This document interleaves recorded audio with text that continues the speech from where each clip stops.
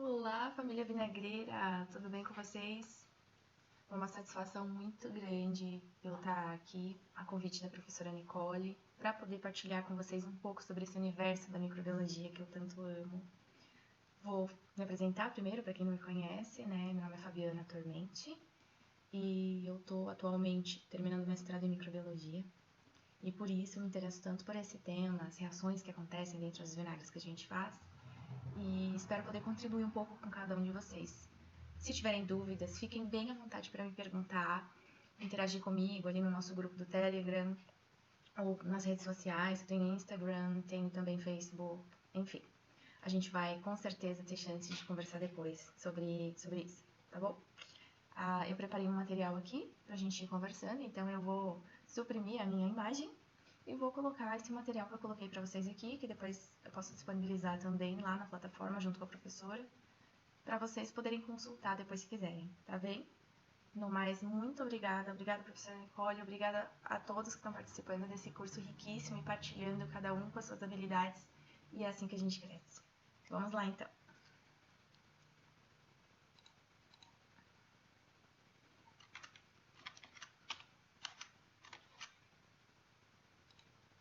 Aqui. Ok, então espero que vocês estejam vendo a mesma tela que eu, né? Eu também sou formada em Engenharia de Bioprocessos e Biotecnologia, que basicamente lida com todos os processos que envolvem algum micro-organismo ou parte dele. E aí, então, vamos começar relembrando o que é fermentação, na verdade, né? A professora Nicole falou lá no comecinho, né, nas aulas sobre vinagre, sobre isso. Só vou relembrar vocês que fermentar, ela vem de uma palavra em latim, que é fervere, que significa ferver, justamente por causa da aparência que fica um processo quando está em fermentação, né, com aquelas bolhas e tudo mais. Do ponto de vista bioquímico, se a gente for seguir ao pé da letra, a fermentação obrigatoriamente deve acontecer na ausência de oxigênio, sendo, portanto, uma reação anaeróbica, né, onde os micro-organismos vão metabolizar açúcares, e eu deixei ali do lado direito alguns exemplos de açúcares que podem ser processados pelos micro-organismos para obter energia, e glicose, lactose, por aí vai. E os micro-organismos, eles fazem isso porque eles precisam de energia para os seus processos metabólicos, né, para eles viverem, da mesma forma que nós também precisamos obter energia. E se isso acontece na ausência de oxigênio, dentro da definição bioquímica, a gente chama isso de fermentação. No entanto, na prática, o que a gente observa é que a microbiologia, essa fermentação que envolve os micro-organismos, ela acaba acontecendo, na maioria das vezes, na presença de oxigênio, né? Existem vários exemplos de produtos que a gente conhece e consome, inclusive, que são fruto de uma fermentação que acontece com a entrada de ar.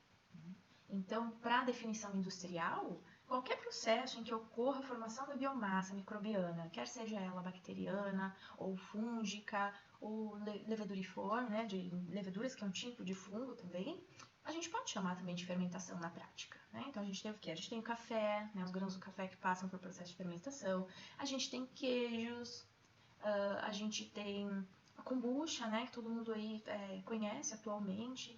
Então, a gente pode citar uma infinidade de produtos que advêm de um processo que envolve a ação de algum micro-organismo. Quando a gente fala em fermentação, existem alguns parâmetros que determinam esse processo. Não que determinam, mas eles conduzem o processo de determinadas maneiras ou por determinados caminhos.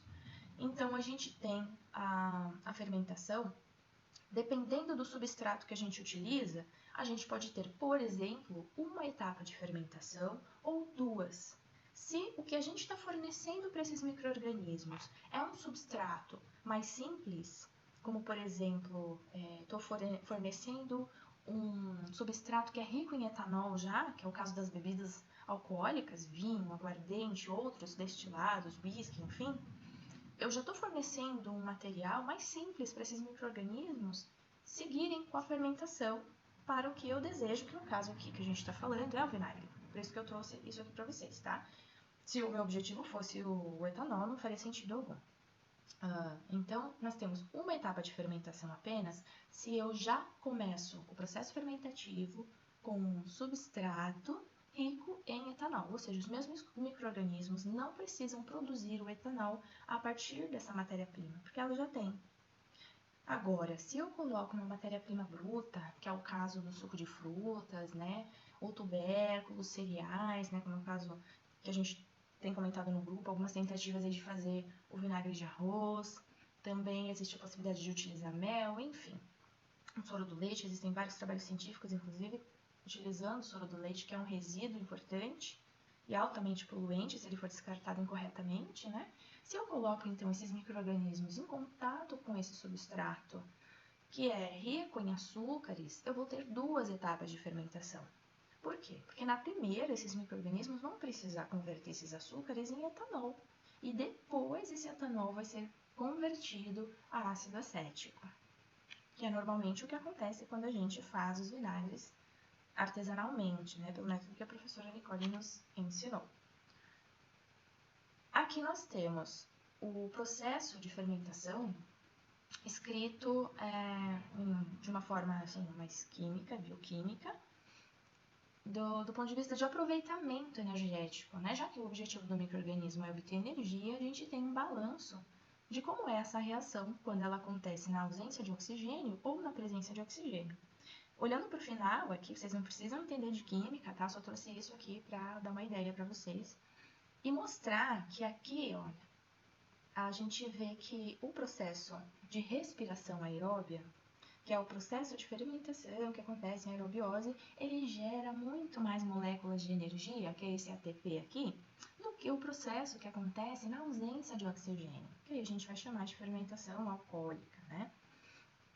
Aqui ele gera 2 moléculas energéticas mais calor e aqui embaixo 36 moléculas energéticas mais calor.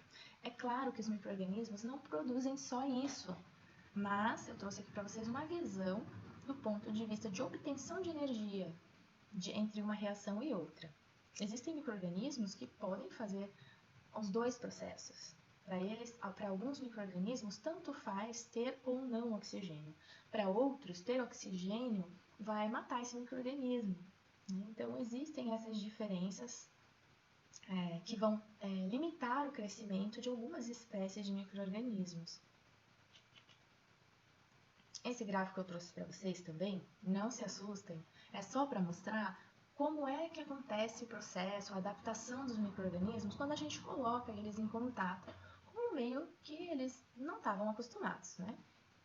Aqui nesse gráfico, no começo, a gente vê que essa linha tá reta, né? Não houve nenhuma modificação aqui. Então, aqui, os micro-organismos, eles estão no que a gente chama de fase lag ou fase de adaptação. Eles estão vendo que substrato tem ali, do que é que eles vão se alimentar, e aos poucos eles vão, já adaptados, né? Vai começando a aumentar o crescimento desses micro-organismos, né? Eles vão multiplicando em número. E aqui a gente tem já uma fase exponencial de crescimento, né? Até que chega num limite, onde eles começam a parar de se multiplicar, já não tem mais tanto substrato para eles metabolizarem, e entra também a fase aqui, entrando na fase 6, é a fase de morte. Então, a gente tem células, né, que não vão resistir, células velhas, né, e elas vão morrendo, tá? E aqui nós temos algumas diferenças entre os micro-organismos a partir de um mesmo substrato. Então, a glicose, né, que é a molécula universal energética, né, a gente também utiliza a glicose como fonte de energia. Todos os carboidratos que a gente come, inclusive, eles são quebrados até virar glicose, porque é a glicose a nossa molécula que vai entrar no nosso ciclo e gerar aqueles ATPs lá que eu mostrei para vocês antes. E o ATP é a nossa molécula energética. E assim também acontece com os micro-organismos, né? A partir de uma molécula de glicose, vai gerar 2 moléculas dessas aqui, de piruvato, e dependendo do micro-organismo, essas moléculas elas vão seguir alguns caminhos e vão produzir diferentes coisas. Olha aqui, no caso das bactérias do gênero Clostridium, essas bactérias produzem ácido butírico com esses piruvatos vindos da glicose, né?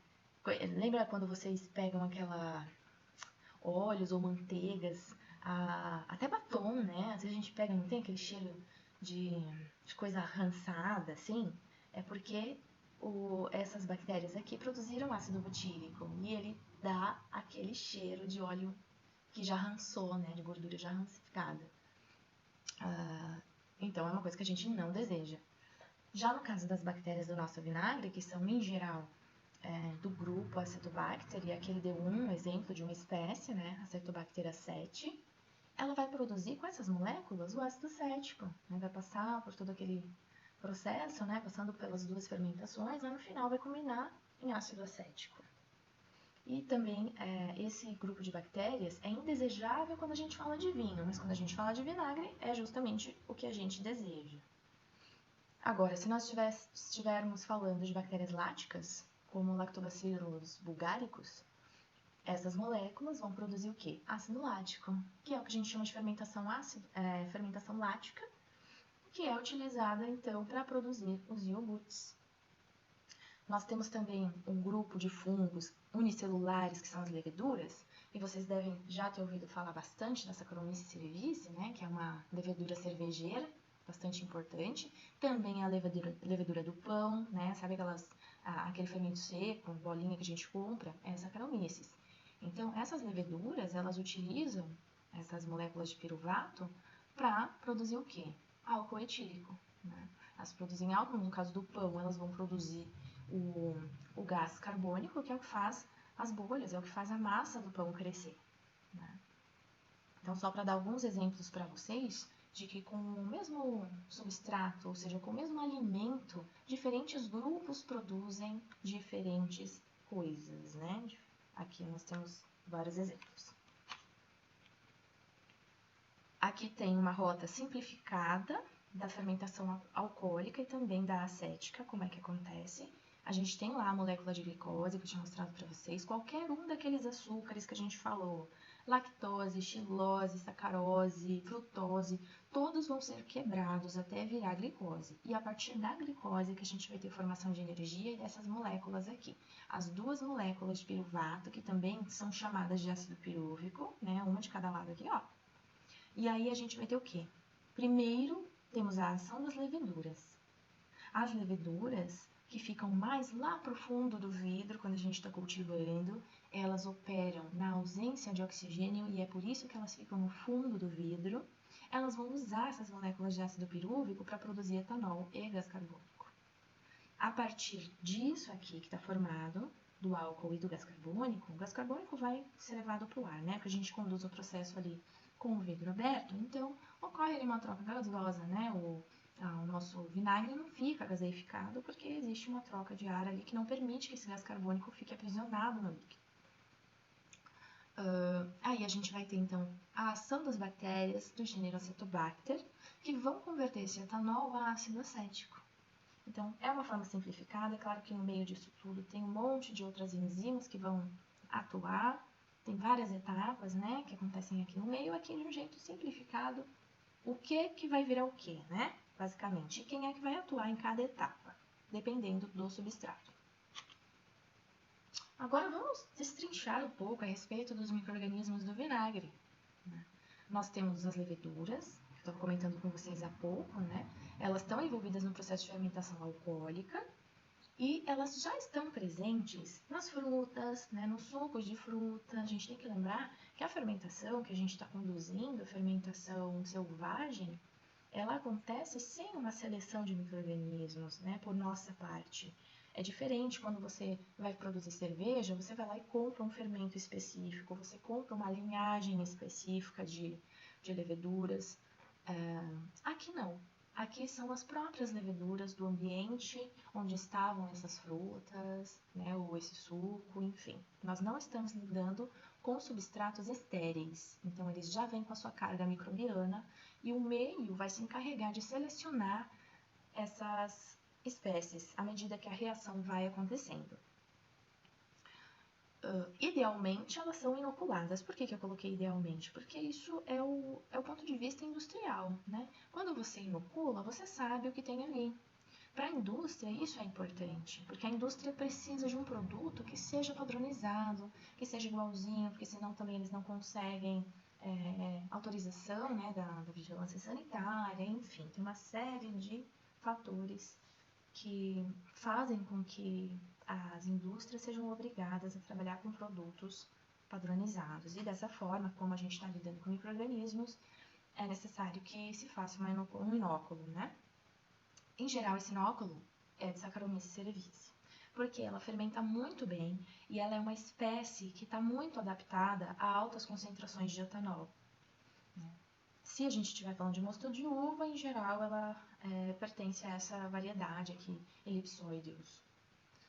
Já na fermentação espontânea, que é o que a gente faz em casa, né, existem alguns grupos de leveduras que estão mais presentes, né?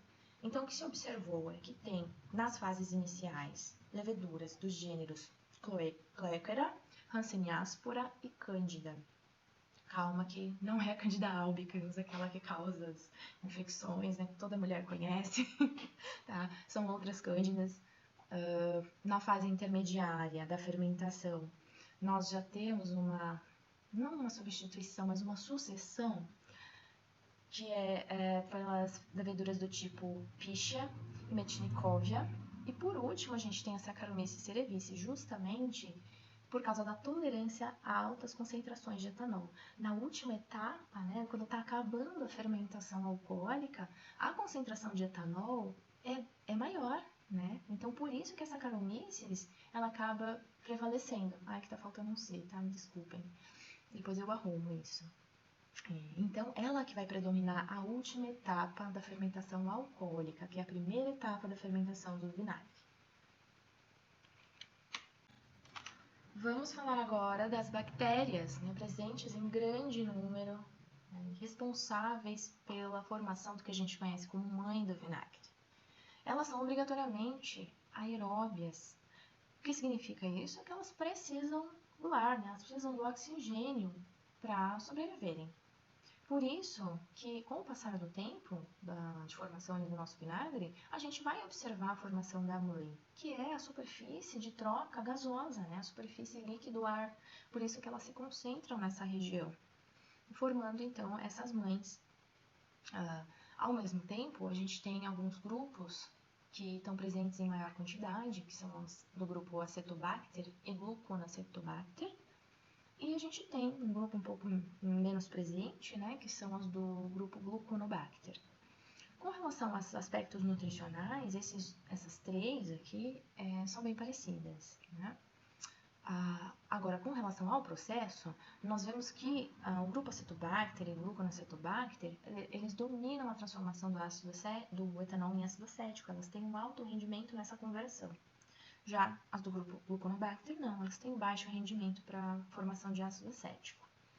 No entanto, observem que as bactérias do grupo Gluconobacter, além da conversão, né, do etanol em ácido acético, elas também conseguem metabolizar os açúcares e produzir, por exemplo, o ácido glucônico.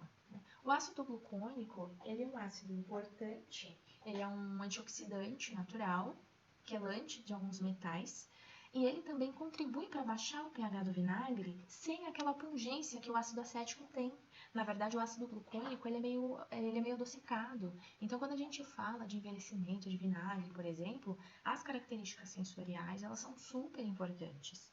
E o ácido glucônico é um dos produtos desse metabolismo que vai contribuir para essas características sensoriais que são desejáveis no vinagre. E aqui dentro do grupo Acetobacter, tem uma espécie que é Acetobacter chilinum, que se ela estiver presente em grande quantidade, ela até dificulta alguns processos, como o processo alemão. Ela é uma formadora de mãe maravilhosa, né? E por isso que no processo alemão ela não é legal, porque daí todo ano eles têm que trocar, eles têm é como se fosse uma cama toda furadinha, né? E aí, com o passar do tempo, essa espécie de bactéria, Acetobacter chilinum, ela vai entupindo esses dutos que por onde passa ali o substrato, enfim, ocorrem trocas gasosas, e aí eles têm que estar trocando a cada ano esse equipamento. Então, só para dar uma ideia para vocês de como elas têm características semelhantes e também diferentes, né, em outros pontos. Então, todas ali, né, participando desse processo, contribuindo com seus diferentes metabolismos. Quando a gente fala em contaminação, né, a gente tem que lembrar que o que a gente chama de contaminante em um processo, ele pode ser essencial em outro. Quando nós falamos das bactérias Acetobacter, no vinagre elas são excelentes, mas no vinho elas não são desejáveis. A gente não quer que um vinho maravilhoso vire um vinagre, né? E tem outras também, como por exemplo o Leuconostoc. O Leuconostoc é um grupo, um gênero de bactérias que está presente em outros tipos de fermentados, né? Como por exemplo o kimchi, o chucrute. Né? O Leuconostoc é uma das mais presentes nesse tipo de fermentado. Lactobacillus, que está presente nos iogurtes, por exemplo, leites fermentados, e que são, para nós, são contaminantes no vinagre, porque a gente não deseja os produtos que eles conferem, né, no meio que eles estão no vinagre. Agora a gente vai falar um pouco sobre as bactérias, a Acetobacter A7, né, eu coloquei aqui para vocês uma foto delas, ó, são bastonetes, né, tá vendo que eles são células mais alongadas, arredondadas. Cada uma tem a sua característica morfológica, que pode ser observada sob o microscópio, né, com técnicas específicas. Mas as bactérias em geral, do grupo Acetobacter, elas têm características que a gente consegue enquadrar dentro de um padrão, né? Por exemplo, a temperatura ótima para a produção de vinagres, ela está entre 25 e 30 graus. Se ela estiver menor do que 15 graus ou acima dos 35, a gente vai ter uma lentidão no processo de acidificação, porque não é a temperatura ótima dessas bactérias, vai comprometer o metabolismo delas. E são temperaturas suportáveis, a temperatura mínima é 4 graus e a máxima 43. O que seria suportável? Quer dizer que as bactérias ainda resistem, grande parte da população bacteriana resiste, mas possivelmente elas não vão se multiplicar nessas temperaturas, tá? Você vai ter um efeito bacteriostático nessas temperaturas aí. Se a gente for pensar, 4 graus é a temperatura dos nossos refrigeradores, né? Então, quando a gente coloca ali o vinagre na geladeira, a gente está meio que paralisando as reações metabólicas dos micro-organismos que estão ali e que não conseguem se reproduzir nessa temperatura aqui. Com relação à tolerância alcoólica, né, aqui a gente tem um percentual de 11% em volume e de ácido acético 10%. Essa tolerância máxima aqui ela é bem suportada pelo grupo das Saccharomyces, né, Saccharomyces cerevisiae. E aí aqui a dica é, quando a gente terminar o processo de fermentação do vinagre, que façamos a coagem, o envase, se possível refrigerar, né, o vinagre pronto em até 30 dias. Isso evitaria a perda do ácido acético e possíveis contaminações, né? Mas nem sempre isso é possível, né? Até porque ninguém tem uma geladeira só para guardar vinagres. Às vezes a gente se emociona e faz um monte de vinagres. E a partir de um certo percentual, né, que a gente atingiu de ácido acético ali dentro do vinagre, ele permanece relativamente constante com o passar do tempo, mesmo sem a refrigeração. É por isso que a gente pode colocar, né, os nossos vinagres numa estante, enfim, num armário. De vez em quando a gente pode dar uma olhadinha, dar uma abridinha nas garrafas para ver, né, se não tinha ali uma reação residual, né, evitar pressão demasiada dentro de alguma garrafa, por exemplo, que possa explodir. Então, basicamente, a gente vai acompanhando essa fermentação, né, conduzindo, né, esse processo, porque controlar é algo que a gente não consegue controlar, né? A gente está falando aqui de micro-organismos, são eles que são os agentes principais dos processos fermentativos do tipo selvagem. A gente apenas conduz, a gente apenas vai fornecer as condições ideais para o produto que a gente deseja, né? Mas quem controla de verdade são os micro-organismos, disso não há dúvida. E aqui eu coloquei algumas referências para vocês dos principais micro-organismos que estão envolvidos na produção de vinagres. Então, tem uma série de referências científicas aqui que vocês podem consultar depois. O tipo de bactérias, né, ácido acética, então esse AAB significa Acetic Acid Bacteria. Aqui, LAB é Lactic Acid Bacteria, são bactérias ácido-láticas. Aqui, yeasts são leveduras. E aqui, molds são fungos, mofos, né? Fungos, desculpa. Ai, agora me fugiu o nome, parece que eu trabalho com fungo, né? Fungo filamentoso, lembrei. Fungos filamentosos, tá? Eles vão estar presentes principalmente nos vinagres de cereais, né? Vinagre de arroz. Tem vários fermentados orientais dos quais participam Aspergillus oryzae, o Rhizopus, né, espécies de Rhizopus. Esse SPP aqui são espécies de Rhizopus, que Rhizopus é o gênero, né? Então tem várias espécies que fazem parte do gênero Rhizopus, tá? Tem mais referências aqui, tá? Esse whey vinegar aqui é o vinagre feito a partir do soro do leite, né? Que a gente conhece como whey. Se vocês forem pesquisar aí na literatura internacional, vocês vão encontrar desse jeito aqui, tá? Agora vamos falar das coisas que a gente não quer que aconteçam nos nossos vinagres, mas que podem eventualmente, né, estar presentes, porque como eu disse pra vocês, a gente não controla nada, né? A gente só conduz e observa. Então, nós temos esse nematóide, que é chamado de Anguilla 7, que mede de 1 a 2 milímetros, né? Então ele é bem pequenininho, ele pode se aderir ao vidro e formar essas redes aqui que vocês estão vendo, né? E aqui não tem o que fazer, né? Tem que descartar mesmo, porque né, já povoa demais aqui o vinagre, não tem mais o que fazer de verdade. Normalmente, gente, esses organismos aqui, insetos, enfim, eles estão presentes já na fruta, né, no substrato que a gente está colocando para fermentar. Então, não necessariamente foi por falta de cuidado, né, de boas práticas, de higiene, às vezes já estava ali, né, e aí como as larvinhas são muito pequenininhas, a gente não enxerga. Isso pode acontecer. Nós temos aqui também um ácaro, né, que tem esse nome aqui, Thyroglypha ciro, e tem esse outro que é o Longior, que também pode estar presente. A drosófila, que é aquela mosquinha das frutas, né? Quem tem banana em casa e aquele lixinho da pia orgânico tá acostumado a ver essas mosquinhas. Então a gente tem que tomar um cuidado também com elas. Outras características químicas e sensoriais, eu já dei uma pincelada lá no início para vocês, que o sabor e o aroma, eles dependem do substrato que a gente está usando, porque, por exemplo, se eu fizer um vinagre de manga, ele vai ter características sensoriais relacionadas com a manga, né? Diferente de maçã, por exemplo. Ele preserva essas características do substrato. E também esse sensorial vai depender das substâncias que os micro-organismos vão produzindo ao longo das fermentações, da primeira e da segunda, e também no caso dos vinagres maturados, vai depender de tudo que for produzido ao longo do processo de maturação. Quer seja por reação dos micro-organismos, do que eles produzem, ou por reações químicas, né, que acontecem, interações que acontecem nas moléculas que estão já presentes ali no vinagre. Por exemplo, na etapa de maturação, a gente vai ter interação dos componentes do vinagre com a madeira, por exemplo, né? Então, tudo isso é levado em conta para que a gente obtenha o melhor aroma, o melhor sabor, as melhores características sensoriais.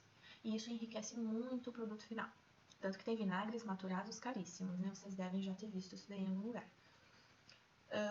3 grupos são determinantes para conferir aroma ao vinagre.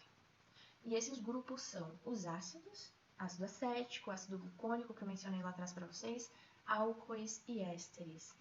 Os ésteres, o principal é o acetato de etila, que é o mais importante. No caso dos vinagres de frutas, que eu mencionei para vocês, eles preservam o sabor, o aroma, vários aspectos nutricionais, que são as vitaminas, ácidos orgânicos, proteínas e aminoácidos, que vêm das frutas. Esse é um grande diferencial dos vinagres artesanais para os vinagres industriais. Um vinagre de álcool, né? um vinagre desses que a gente compra no mercado. É muito, muito diferente. Aqui eu coloquei um slide para a gente falar um pouquinho sobre o processo de maturação, né? Que é o envelhecimento, que ele vai gerar um vinagre, do ponto de vista sensorial, mais suave, né? Ele não vai ter aquela pungência que é bem característica do ácido acético, né? A gente tira daquela ardência no nariz, a gente toma um pouquinho também, dá uma queimadinha na garganta. Então, o vinagre maturado, ele vai ser mais agradável ao paladar. E aí, ao longo desse processo de maturação, a gente vai ter uma redução no pH e também do teor de etanol residual que estiver presente, por ação de outros grupos, né? Eu citei lá para vocês, por exemplo, o ácido glucônico, ele reduz o pH, mas ele não tem aquela pungência do ácido acético.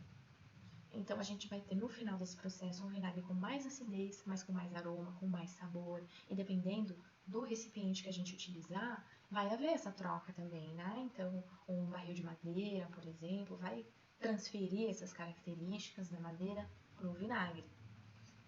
Como, por exemplo, os polifenóis, né? Que vão agir como antioxidantes. Né? Tem todo um apelo também para o lado da saúde, né? Que é a mesma coisa que acontece no caso dos vinhos, né?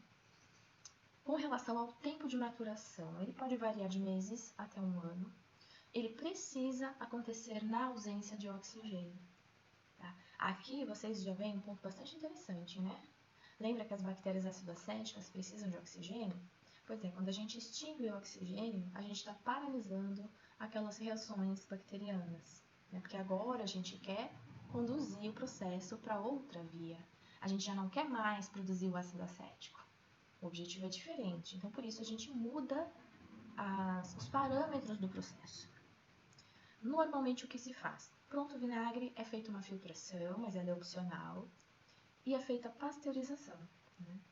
Em geral, esses vinagres maturados, eles são industriais, né? Então eles passam por esse processo de pasteurização porque isso promove uma estabilidade biológica necessária para que se respeitem as normas, né, sanitárias. E aí o que vai acontecer ali dentro são as reações químicas, né, as trocas entre as substâncias, entre as moléculas, que vão conferir essas características para o vinagre envelhecido. Com relação ao rendimento, a gente tem aqui um cálculo mais ou menos, né, para a gente ter uma ideia de quanto rende, afinal, um vinagre. Para cada grama de glicose, a gente tem metade de etanol. E aqui eu coloquei para vocês terem uma ideia quantas etapas acontecem a partir da glicose até o etanol. Então, são 12 etapas de reações até formar o etanol, né? E nesse meio são formadas outras coisas que também vão contribuir para as características do vinagre.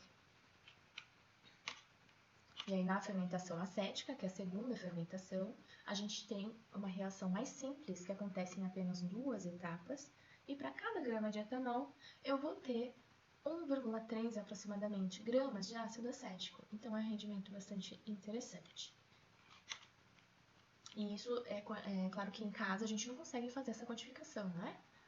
Mas existem formas de fazer essa titulação, né, para descobrir quanto que tem no laboratório. Chegamos ao final, então, desse conteúdo. Eu espero que vocês tenham gostado.